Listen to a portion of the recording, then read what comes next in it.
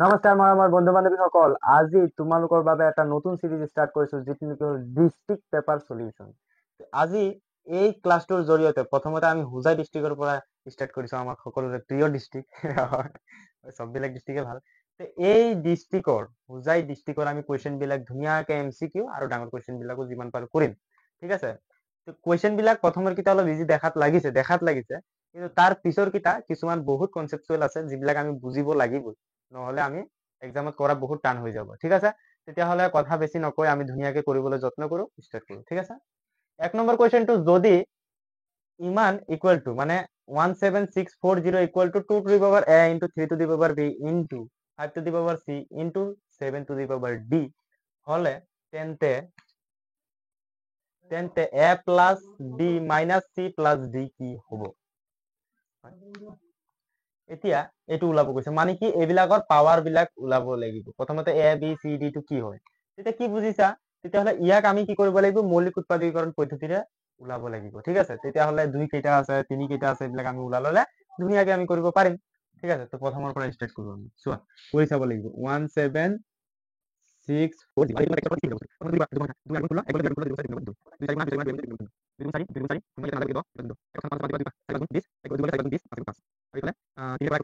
আৰু 1 আছে, 4 আৰু 1 আছে, মানে কিমান হ'ব? টোটেল 9। 9 টো 3 ৰে বিভাজ্য, 3 গুণ 3, 1 গলগে, 3 4 গুণ 12, 2 গলগে, 3 7 গুণ 21, আকৌ 3 4 গুণ 12, 2 গলগে, 3 9 গুণ 27, 3 9 গুণ 27। এতিয়া চোৱা তুমি হেৰিতে কৰা, 7 কৰা, 7 7 গুণ 49। তেতিয়াহলে 17640 ইকুৱেল টু কি হ'ল? 2 কেইটা আছে? চোৱা 2 কেইটা আছে? 3টা, তো 2 টু দি পাৱাৰ 3 হ'ল। 5 কেইটা 3 কেইটা আছে? তাৰপিছত চোৱা 3 দুটা, 3 স্কোয়াৰ ইনটু 5 কেইটা আছে? এটা ইনটু এইটো, আৰু 7 কেইটা আছে? দুটা, 7 স্কোয়াৰ, ঠিক আছে। এতিয়া চোৱা ইয়াৰ লগত কম্পেয়াৰ কৰা, তেতিয়াহলে এৰ মানে কিমান হ'ব? a ইকুৱেল টু কিমান হ'ব?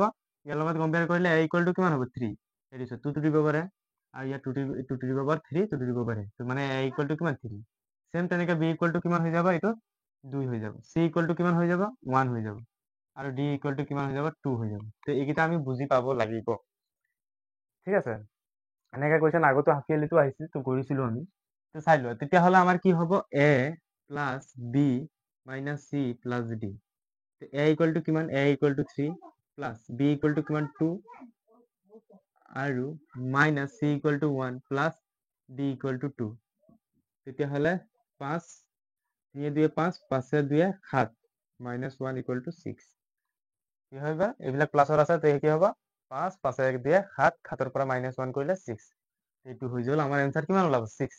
তো option A, option A will be year correct answer, okay.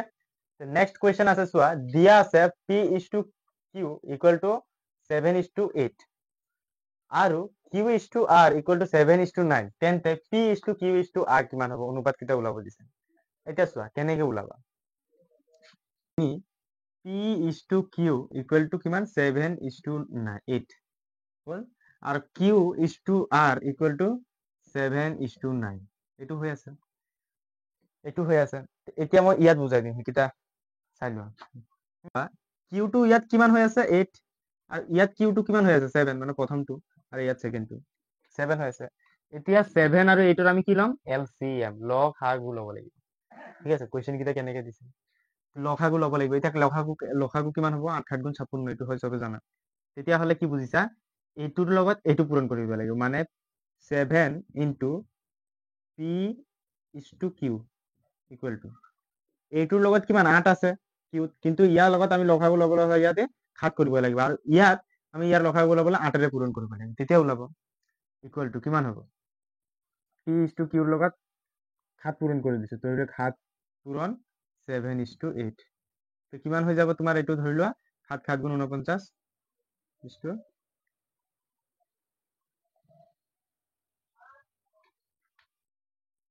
7 7 গুণ 49 আৰু 7 8 গুণ 56। সেম ইয়াত কেনেকে হৈ যাব? ইয়াত তোমাৰ 8ৰে কৰিব লাগিব। 8 into Q is to R equal to 7, sorry 8 into 7 is two 9 হ'ল। তো 8 7 গুণ 56 ইজ টু 8 8 9 গুণ 72।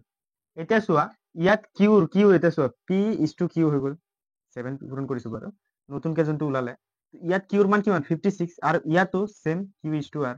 ইয়াতো কিউৰ মান কিমান 56 মানে দুইটা সেম ওলাইছে না নাই দুইটা সেম কৰিব লাগিব বেলেগ বেলেগ কৰিলে নহব একদম ইজি তুমি মুখে মুখে মইতো কৰি বুজাই আছো বুইকিলা কৰিবই নালাগে যদি কনসেপ্ট আছে মুখে মুখে ওলাই যাব তো চোৱা এতিয়া তোমাক ওলাব লৈছে যে P is to Q is to R এইটো ওলাব লাগে এতিয়া চোৱা পিৰ মান কিমান ইয়াত 49 পিৰ মানটো আৰু বেলেগ জায়গাত বেলেগ নাই একেই আছে তো 49 ইজ টু কিউ টো কিমান হ'ব 56 ইজ টু আৰু পি টু আৰ টো কিমান হ'ব আৰ টো 72 এইটো আৰ টো 72 ঠিক আছে এনেকে কৰি আমি ওলাব লাগে একদম সিম্পল এটা এইটো কোনটো আছে 49 56 72 option C will be your correct answer এইটো কৰিব লাগিব মই মুখে মুখে কৰি ওলাই দিছিলো এটা বুজাওতে অলপ তোমালোকক লিখাব লগা হৈছে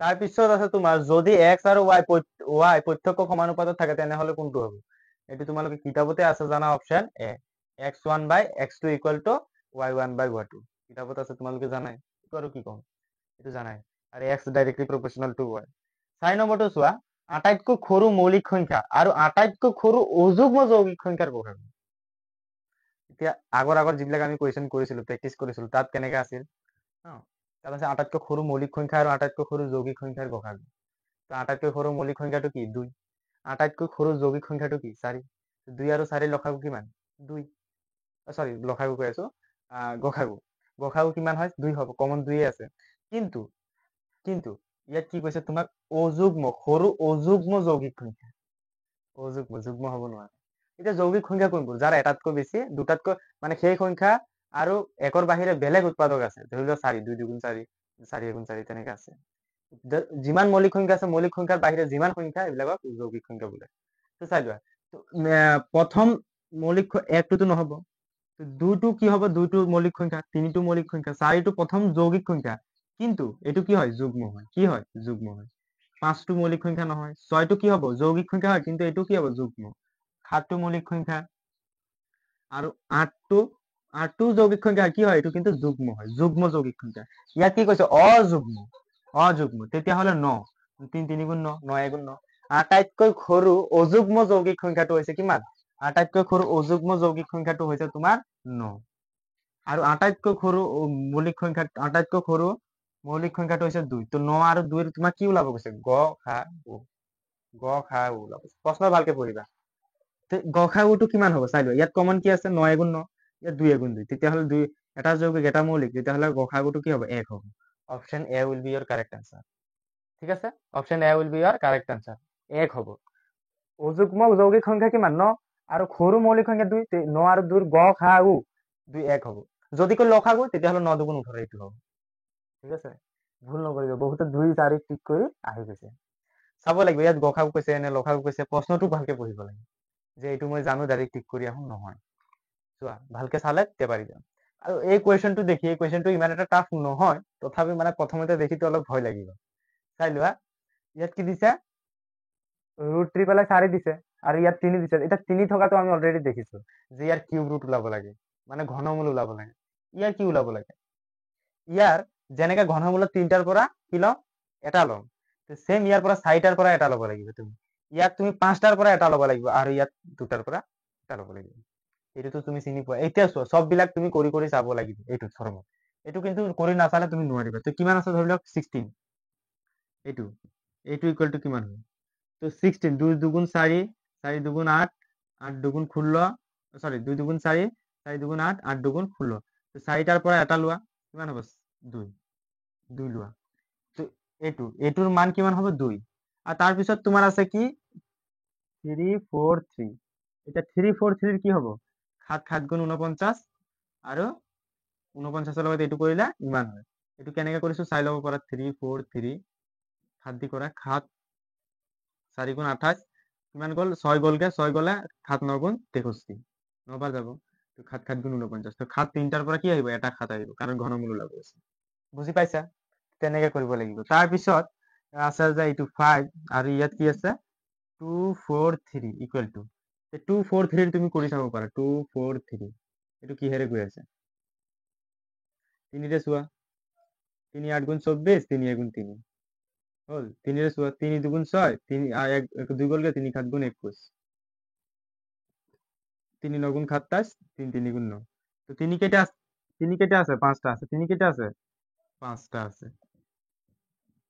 তো 5টাৰ পৰা কি আহিব এটা আহিব কি আহিব এটা আহিব এটা 3 আহিব তাৰপিছত যে আছে √196 এতিয়া √196 কিমান ওলাব তো তুমি কৰি চাব লাগিব 196 যদি চোৱা 2 9 গুণ 18 এক গলকে 2 8 গুণ 16 2 4 গুণ 8 এক গলকে 2 9 গুণ 18 7 7 গুণ 49 আৰু নাযাব তো 2 দুটাৰ পৰা এটা ল'বা আৰু 7 দুটাৰ পৰা এটা ল'বা এইটো 2 পূৰণ 7 ইকুৱেল টু 14 বুজি পাইছা নে কথাটো বুজি পাইছা না নাই এইটো চোৱা এইটো বুজি এইবিলাকতো জানাই এতিয়া এতিয়া ইয়াত চোৱা এইটোৰ মান কিমান ওলাই গ'ল তোমাৰ এইটোৰ মান ওলাই গ'ল তোমাৰ 2 মাইনাস এইটোৰ মান কিমান ওলাই গ'ল তোমাৰ 7 প্লাস এইটোৰ মান কিমান ওলাই গ'ল তোমাৰ 3 মাইনাস এইটোৰ মান কিমান ওলাই গ'ল 14 ঠিক আছে এই চোৱা ইয়াত প্লাসৰ 2 এইটো প্লাসৰ 3 তো প্লাসৰ কিটা যোগ কৰা তো কি হ'ব প্লাসৰ 5